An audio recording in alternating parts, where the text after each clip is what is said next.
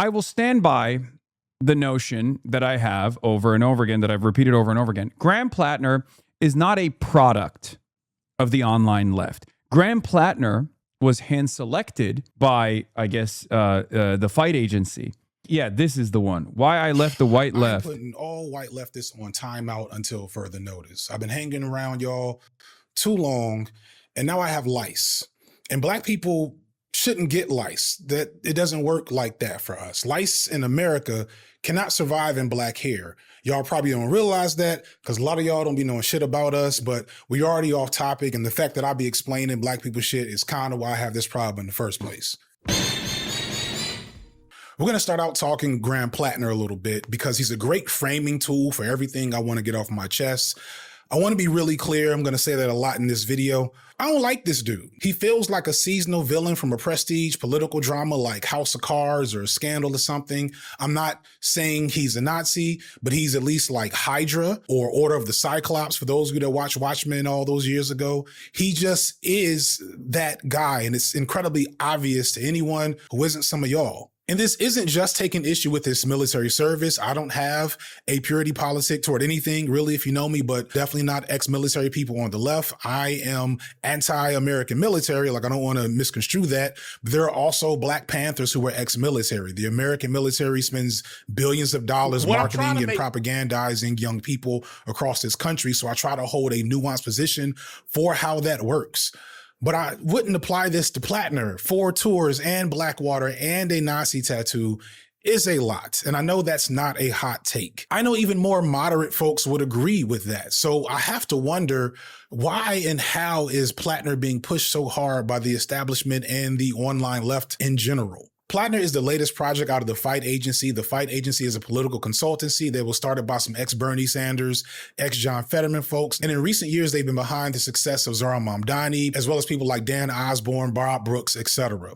And aside from Zohran Mamdani, you kind of see what's happening here. All we're missing is Hank Hill. Like, the main, mostly valid argument that I will get about Plattner is that he's one of the few folks amongst the Democrats that vows to pull military support from Israel. Not a single taxpayer dollar should be spent. By the way, a lot of people consistently point to me talking about Graham Plattner being an exceptional communicator as like defense. That's literally the reason why he won. Okay?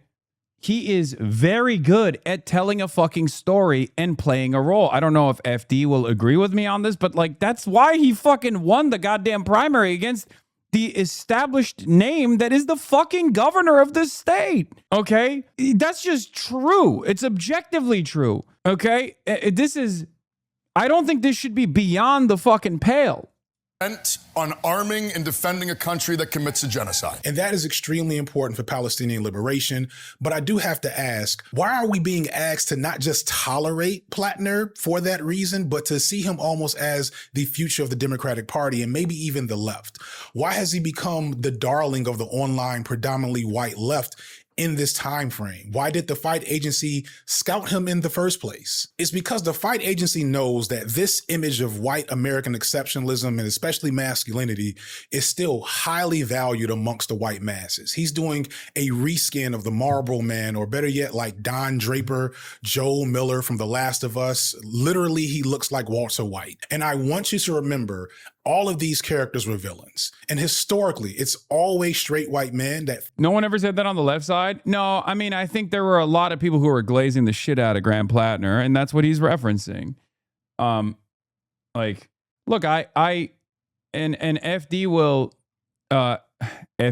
attest to this, both in private correspondence, but also my public statements, that like I always hedged my Graham Plattner commentary with his red flags, but you know there were definitely a lot of people that were very excited about how charismatic he presented himself as. Fail to realize that fact about those characters, and when you're not a straight white male, like you've been glazing Plattner for months. If there is no difference in my commentary on Graham Plattner versus what I've said and what I've done for Daria Liza, Chris Rabb, Claire Valdez, Adam Hamawi, Abdul Al-Sayed, why have I been doing any of this? Why have I been doing any of this? You hedge, but come on, man. But like, why have I been doing any of this shit? Did you see the same level of excitement, the same level of support that any number of different people received? Or was it just me arguing against chatters like yourself that would sometimes make very stupid comparisons?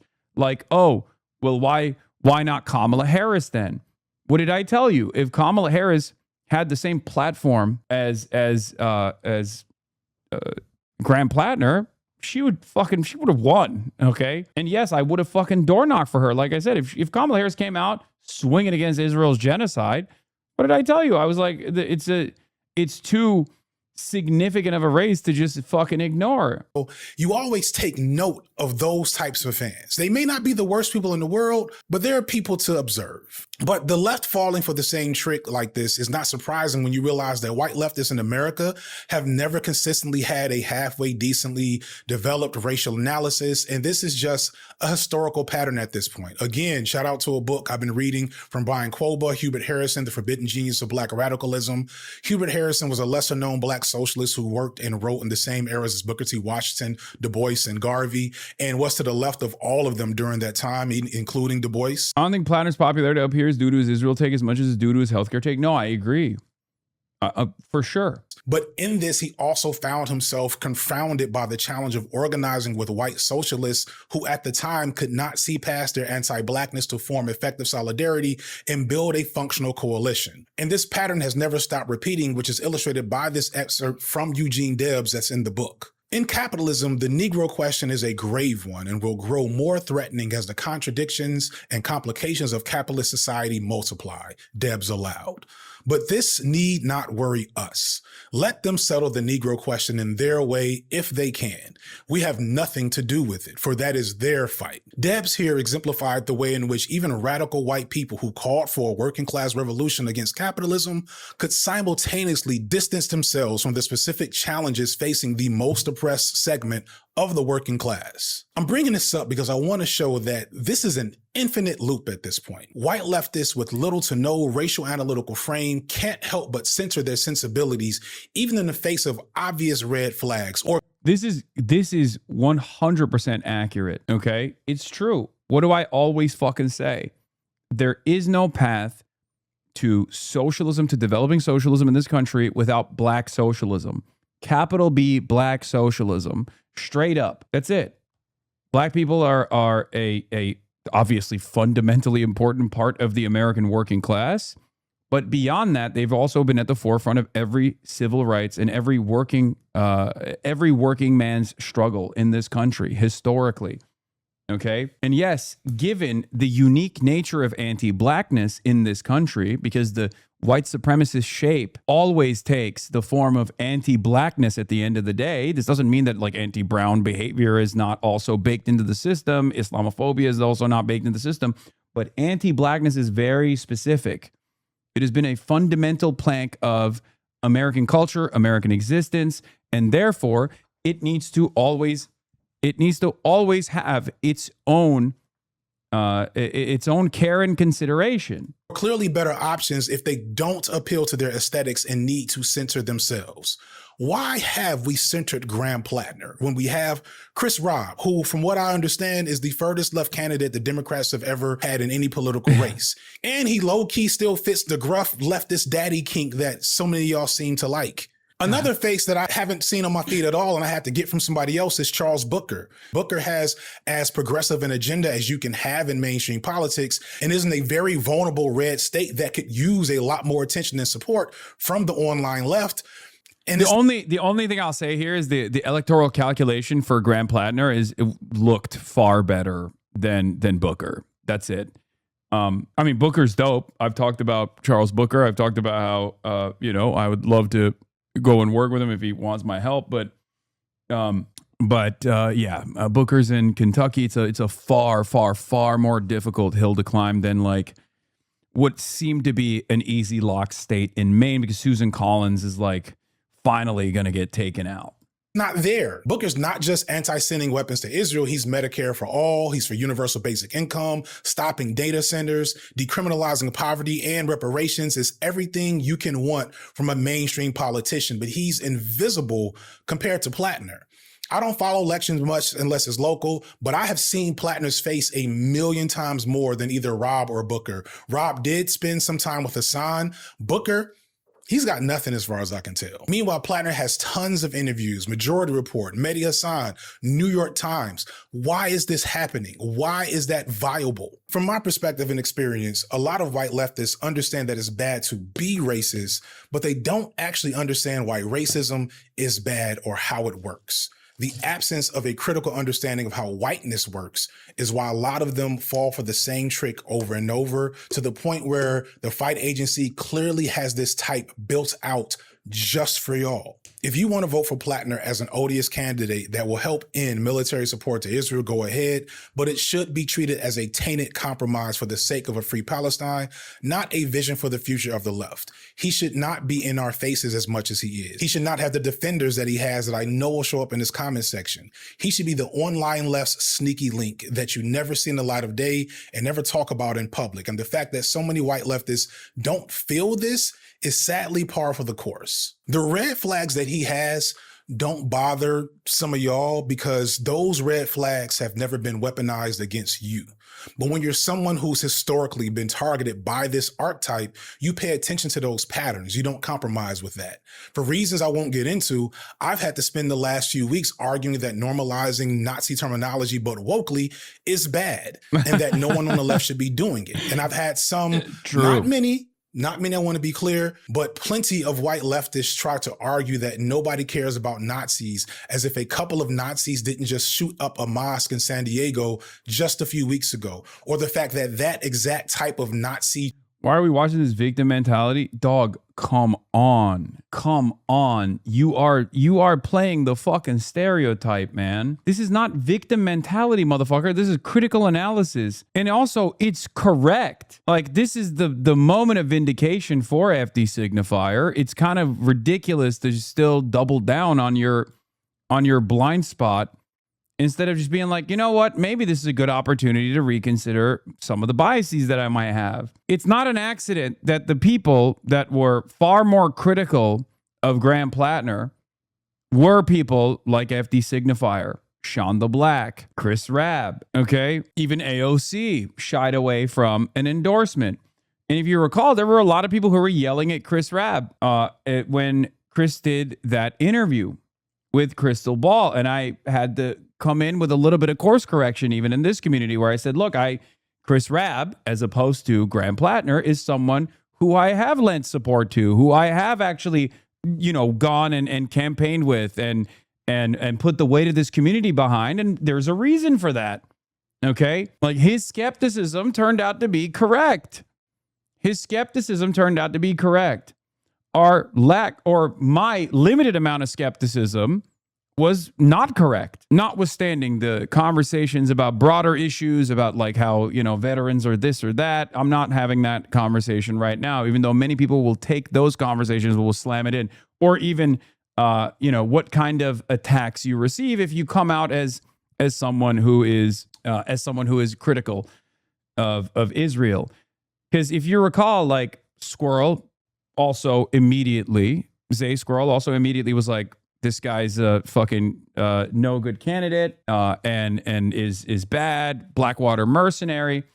But even Zay Squirrel, alongside myself, had the same exact assessment with the New York Times report, right? Where they also said the same thing I did, that this kind of feels like a hit job. It turns out that there was a lot more evidence that the New York Times did not report on, for one reason or another. It's remarkable that they did not report on those reasons and simply left the assessment of this allegation as someone who had one weird moment with Graham Plattner, but ultimately was fine with Graham Plattner. It turns out she wasn't fine with that, right? Don't throw a Majority Report under the bus. I'm never going to throw a Majority Report under the bus. I'm not going to throw Kyle Kalinske under the bus. I think it's important to recognize blind spots, myself included. Having said that, I totally understand why they were in support. A lot of these people that were in support of Graham Plattner were also in support of Kamala Harris in ways that were far more meaningful than my assessment of that race, right? They were doing harm reduction and lesser evil voting arguments. This is consistent with their principle, right? If someone is going to do harm reduction arguments for Kamala Harris, then of course they're going to make, of course they're going to be in the tank for Graham Plattner. FD was in support of Kamala too. Yeah. Did you not hear him literally also do? Yes. F.D Signifier is also a harm reductionist. Okay. He literally said, look, you're going to vote for Graham Plattner. Just don't make him the face of the movement. That's all he's saying. And I think a lot of people don't listen to the nuanced criticism here. He is quite literally saying, look, if you're going to vote for Graham Plattner, that's fine. But there's obviously a lot of red flags and you shouldn't make him the face of a movement. You shouldn't be giving him this much coverage. You know what I mean? I think you didn't go as hard on him as the same reason people get scammed because you wanted it to be true. Of course I wanted him to be the base, commie former veteran that is anti-imperialist, but he's hiding his fucking he's hiding how radical he is. Turns out he was hiding his real experiences, just not in the direction that I hoped he was. But once again, the skepticism still remained. It was something that I wanted to make a personal assessment on. And unfortunately, well, I guess not even unfortunately, I guess I fortunately never had the opportunity to do so, especially considering, holy shit, the amount of cooking that I'd be receiving in this circumstance probably be even harder than that, regardless of the fact that I didn't lend him the same level of support at all. You had chatters in here saying that FD was calling you out for making him the face of the movement. Nobody listens to what they watch anymore, man. I know. Terrorism happens every 6 to 18 months in America. And it's impossible to remain in community or struggle with people who don't seem to mind that, who always put themselves first, especially when the struggle isn't about them in the first place. And after half a decade online, I'm tired of seeing this pattern and repeating these same complaints. But the problem is that this entire space has always catered to a specific type of white guy online, and that's what it was built for and what it always probably will be. See, BreadTube emerged as a venue to rehabilitate right-wing edgelords into leftist progressives, all after the rise of the alt-right. It has always had an extremely high tolerance for what Graham Plattner is, because he just like them for real. And while not every aspect of BreadTube has catered to this reformed edgelord Reddit troll archetype, it's clear that this element of the space remains influential and often sets the tone for the space. Because even if these types don't make up the largest part of our audiences, they're almost always the loudest part, always the most online and the most active of the bunch. So let's talk about some drama for a bit. For years, I have not responded to drama publicly. And any drama from other creators whose opinions I don't care about, you haven't heard me talk about it publicly. And the reason for this is people don't care. People don't care about petty squabbles between creators that agree with each other 90% of the time. None of this is really material to any useful action toward a free Palestine or any social issue that you might care about. So rarely do I dedicate time to it. And also people will couch a lot of content creators, their entire thing is just their output, right? Which is content. And if they actually swing in the direction of drama, if they start swinging their content in the direction of drama, they start generating a lot of value. They start, generating revenue off of that. And obviously, if they're a political commentator, they can't simply be only the drama channel.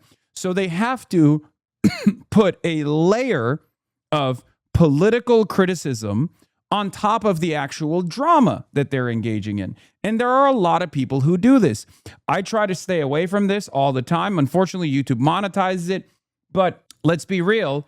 There are a shit ton of content creators. I'm not going to name any fucking names, okay? There are a shit ton of content creators who almost entirely focus on drama, and they simply add a little bit of political shine to it to make it seem like there are serious political disagreements here, and this is a serious advocacy, and these are very important disagreements that must be addressed.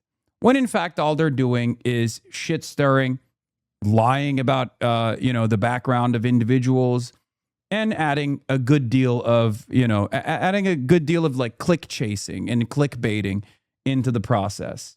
Okay. In a serious sense. Some creators, they moralize the drama, and oftentimes the drama is not even about political disagreements. It's about personal grievances that they cannot that they cannot simply come out and and admit is a personal grievance. You do this too. There's not a single person that I've ever done this to. And as a matter of fact, the evidence of that is even at times when I've agreed with something that Destiny has said. And that motherfucker has spent the last 7 years of his entire life trying to focus every single bit of his political output on doing exactly what I just said. If someone, even if I despise them, if someone is on the right side of an issue, and they come out and it's a broken clock situation, I will say it. Okay. Yeah. You don't do this to Ben Shapiro. Yeah, I don't. Just thrive off drama and they can't attract an audience. Otherwise, I am not one of those creators. So I want to apologize up front to the vast majority of people who will watch this and have no clue where this is coming from. But with that in mind, I won't be naming names. And to be clear, a lot of the things I'm going to say aren't going to be intended explicitly towards a few people. And it's more so me responding to a problem I've been seeing forever in the space as a whole. But before I even go there, let me clarify some things. I am unequivocally a supporter of a free Palestine. I see Palestine as a colonized nation, and no, I do not think Israel has a right to exist because it is an imperial project and cannot exist as anything but an imperial project. I do not even condemn Hamas. And I've had this stance on decolonization for years. If you pay attention, I don't know if this is a shocking thing to hear me say. It's only that probably if you haven't been paying attention, but a lot of y'all only, we'll get there. You cannot put limitations on how colonized people fight their oppressors. So no, I won't condemn Hamas the same way I wouldn't condemn the Mau Mau's in Kenya or the Nat Turner slave rebellions or the Haitian Revolution or the IRA in Ireland. All of these entities were called terrorists at the time of their existence by their oppressors, and all are recognized as liberation movements today, despite the ugliness those movements may have existed in. And I believe Hamas will eventually be seen in the same light. I would love if violence didn't have to occur. And there are anti-colonial movements that do happen to occur with minimal violence, but it's not fair to call any anti-colonial violence senseless, because it is a direct response to the condition that the colonized are living under. And the thing to keep in mind is that Palestinians didn't just start getting genocided by Israel on October 7, 2023. Now, I've seen people say that I've said nothing about the genocide in 3 years, and those people do not watch me. I've expressed my support for Palestine in multiple videos across multiple channels. One thing I'm really interested in with Palestine right now is because there's very obviously bad faith actors trying to involve themselves on all sides of the issue. Oh shit, it's 4,000 people in here. What the fuck? Let's talk about Palestine, motherfuckers. There are students across the country at college campuses protesting and putting their personal lives and futures in jeopardy for a free Palestine. There are professors getting arrested and detained right up the street from where I live at this point, at Emory University. Limbaugh's a racist, Glenn Beck is a racist, Gaza Strip was getting bombed, Obama didn't say shit. Did Lupe Fiasco, one of the biggest rappers in the world, low-key say free Palestine way back in 2011? Yes, he did. But my content is made for Black people, and the people I'm talking about usually are not Black. And so some of these newfound critics will just lie and say I've been silent, and this is being used to paint me as a person who is both sizing a genocide or a liberal Zionist or a Philo-Semite. I have very purposely never presented myself as a key voice on Palestine, which I don't think anyone sincerely is asking me for. But that has allowed for, I'll say, unprincipled people to make up narratives about my position when I dare to say something as bold as, hey, maybe don't use Nazi dog whistles because you had a disagreement with someone on Twitter. And instead of acknowledging that reasonable and extremely low bar of decency in this space, folks would rather accuse me of being a liberal Zionist. And I think the only reason why this FD doesn't care about Palestine narrative has gotten legs, because I didn't make a definitive FD Signifier Palestine video on my main channel. And some may see that as a lack of conviction, so let me clear that up as well. First, I want to engage with this idea that a video on Palestine would have been bad for my channel in some form or fashion. And this is just not based in reality. In fact, the opposite is true. Palestine videos, especially 2 years ago, were very popular. Sean's Palestine video 2 years ago is the second most watched video of the last 5 years. And even today, videos on the genocide can pull in good views. You never know how the How much longer does he talk about like his own personal background? Because I know FD's takes. I know his position on this. He's just like addressing the drama, and I don't know if it's like pertinent to to the conversation that we're having about Graham Plattner. And you guys should watch the video. I mean, it already got almost 500,000 views. Is the rest of it just drama, like related, where he's just like discussing his perspective in general? What are you looking for? I'll give you a timestamp. Oni, oh yeah, Oni edited this. Oni, is the rest of it not about Plattner? Racism isn't drama? No, racism isn't drama. But he's talking about the racist attacks that he's receiving, and I'm watching this video specifically on his accurate assessment on Graham Plattner, the red flags, and why a lot of people don't see it. A lot of people stream on here just watching you. I don't get why they even stream. What? I don't know. Like, multinational data mining platform so they could advertise AI girlfriends and PragerU in between me talking about political prisoners and black revolutionaries. It's just felt gross.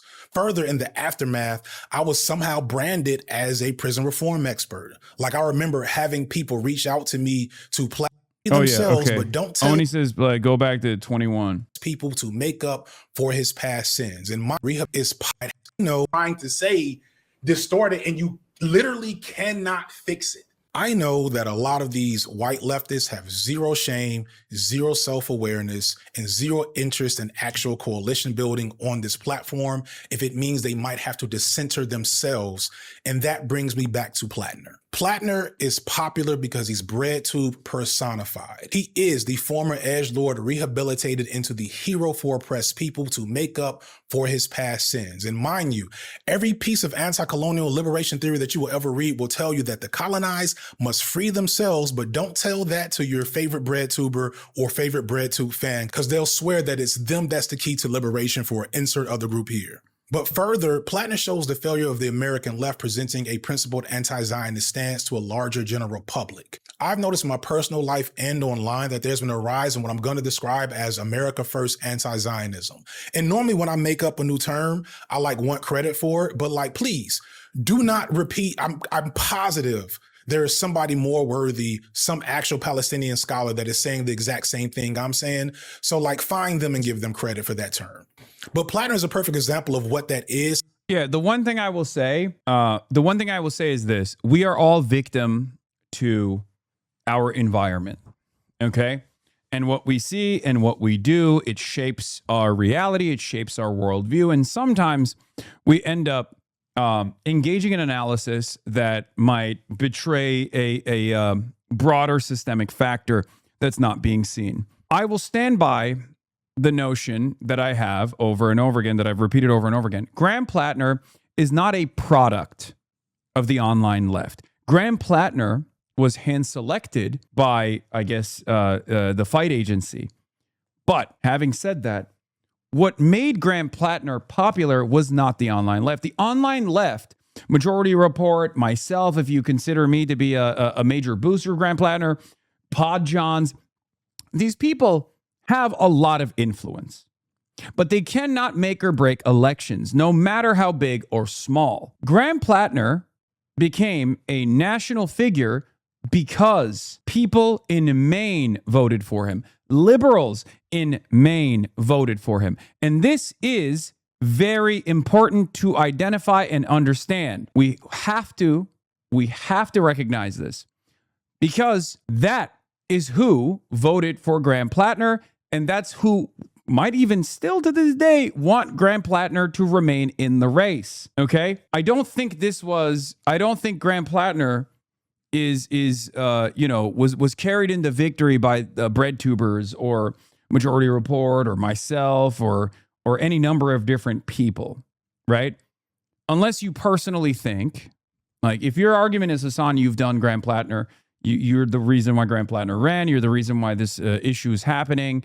You found him, you hand selected him, you work for the fight agency, whatever, right? If that's your assessment, and there are some who are maybe leaning into that direction a little bit, okay? What you have to remember is, do you think I have, or do you think Majority Report has captivated the minds of every 65-plus-year-old college-educated white suburbanite in Maine? Do you think that's the reason why Graham Plattner is successful? Because they were all locked in on the Majority Report?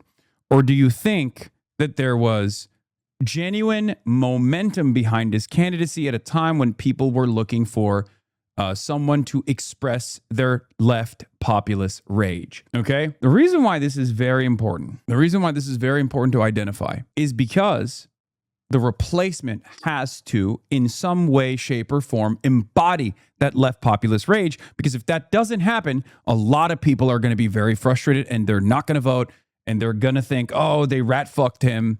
And I think that there are a lot of people in Maine that probably don't even want him to drop out. We've seen that. On Twitter, everyone's like, Graham Platter, you got to drop out. On Blue Sky, they're doing victory laps. Okay? But on Instagram, on Facebook, where the normies are, they fucking love Graham. On TikTok comments, people are saying, you shouldn't drop out, King. This is an Israel concocted narrative. Okay? They're saying that shit's fake. Politicians are calling him to drop out, but the voters are saying, remain in the race, King. Okay? That's important. That's important to understand. That's important to identify. I'm not saying this is correct. I'm not saying this is good. Okay? What I'm saying is this. That's how much legitimacy he was able to garner.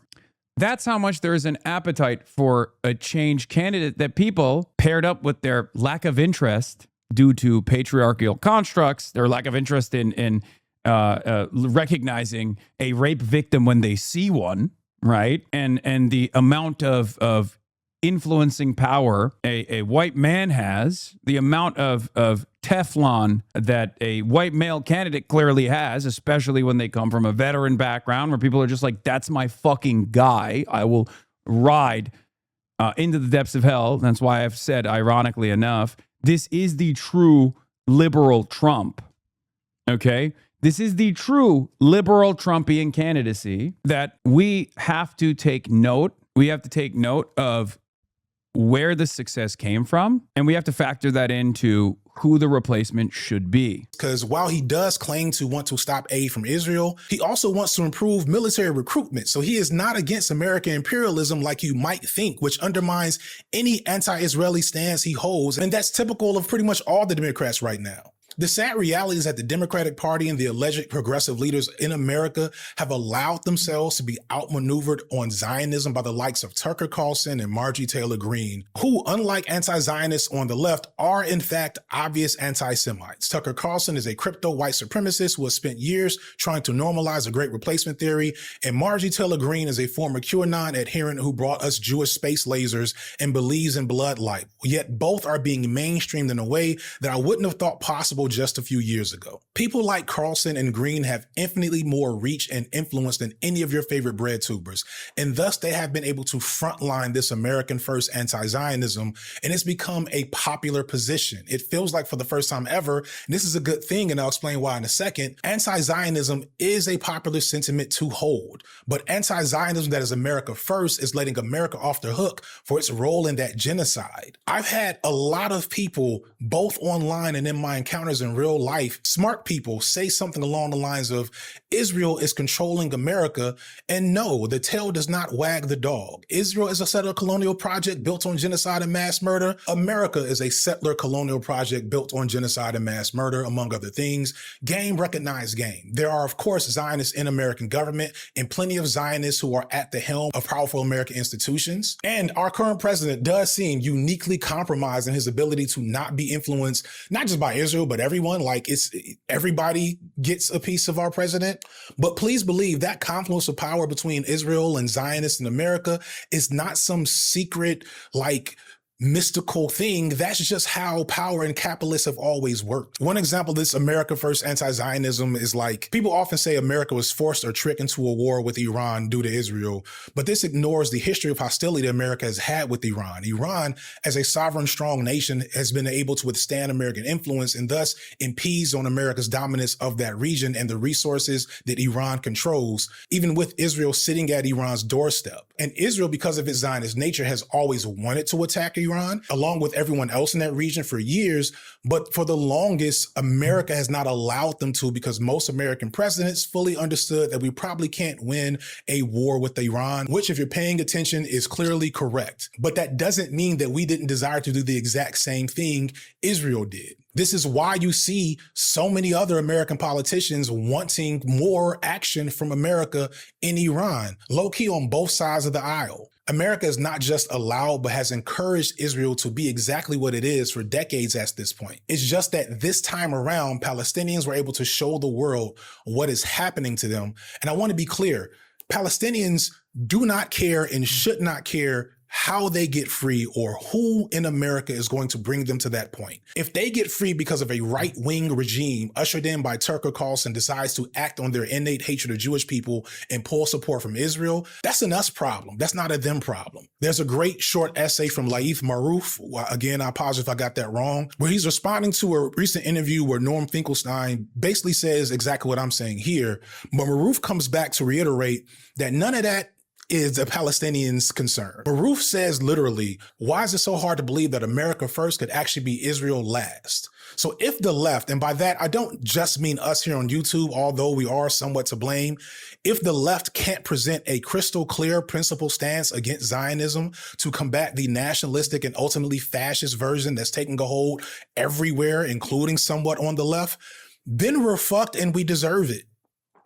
I don't like how Hassan is framing the situation as the online left has no responsibility in platforming Plattner in a positive way, regardless of how main voters voted. It's just a lack of accountability. It's my least favorite statement. It's my least favorite word. And I know people will clip this and be like, oh, yeah, see, he hates accountability. It just doesn't mean anything, okay? It just doesn't mean anything. Like, what do you mean? Like, I say it too at times. But like, what does it mean? What would accountability look like? Like, what would you want me to do?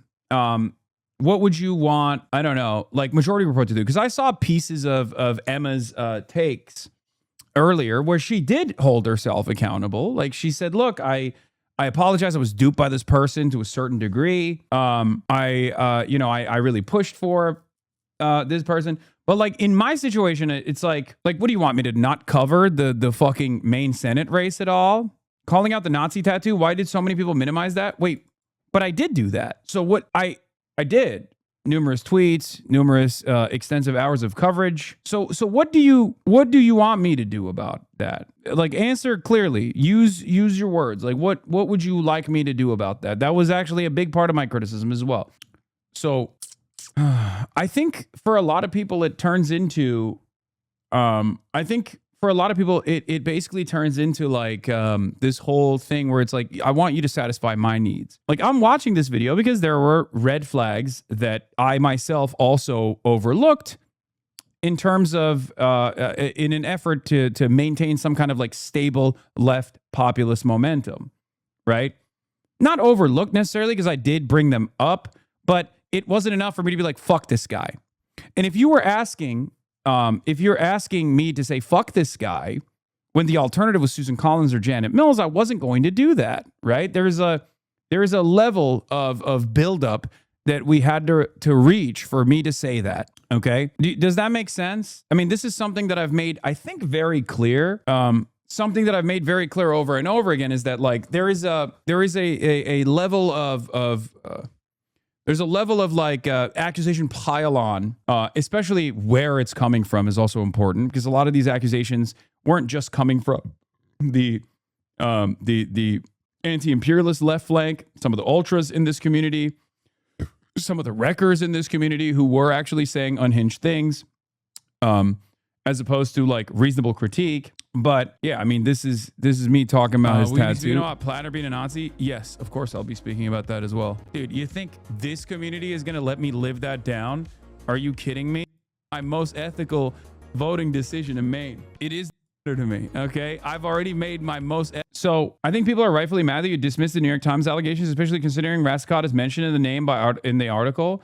No, I stand by that. You actually did defend the tattoo at the time, but there isn't anything... I or any of us should demand you do. I stand by that. The New York Times report. Should we go back to the New York Times reporting on Rasico? And no, I did not defend the Nazi tattoo. should we go back and read the New York Times report on Rasico? Do you guys want to go through that again? Because the New York Times literally said it was worrying. That's it. That Rasico had a troublesome. The New York Times report said Rasico had a troublesome experience. They did not put down the credible accusations of rape that Rasico made in the Politico report. If the New York Times, as a matter of fact, ironically enough, at the time I said, if the New York Times report had a credible accusation of rape, that would be an irredeemable red line. I don't think you remember my coverage of the New York Times report. And it wasn't just even about Rasico. I said that there was a Republican operative, right, Fifield, who had made accusations, the primary accusations of the New York Times report anchored around. And those accusations, according to the New York Times' own assessment, did not reach that standard. According to Fifield's own assessment, did not reach that same standard. And at the time I said, look, regardless of whether Fifield is a Republican operative or not, if she had contemporaneous conversations at the time with a serious accusation of rape, then that would be the red line. That would be considered irredeemable. I was very clear on this. It wouldn't even matter that she is a Republican operative at that point because that would be a red line. That would be an irredeemable red line. Hold on. Sorry. In any case, this was the white fatigue. Clear here FD is that streams. Rob, myself, Sean DeBlack, a lot of other black folks, we have explained this to y'all before. That's the real black fatigue. That, like, literally, that is what black fatigue actually is. Is black folks being tired of having. He literally had rape allegations before this. Why are we being obtuse now? No, he didn't. He did not. What are you talking about? I said what I said, y'all. This was a blind spot for y'all in the space. I'm speaking from my experience as a black man who sees shit like this and understand why the space struggles with POC. Where is the rape No. You can say you were skeptical because you've seen, charismatic white men dupe a lot of people. That's fair. That's what F.D Signifier's assessment is. Okay. But you can't say there was already like credible rape allegations and people just overlooked it. Where were the credible rape allegations?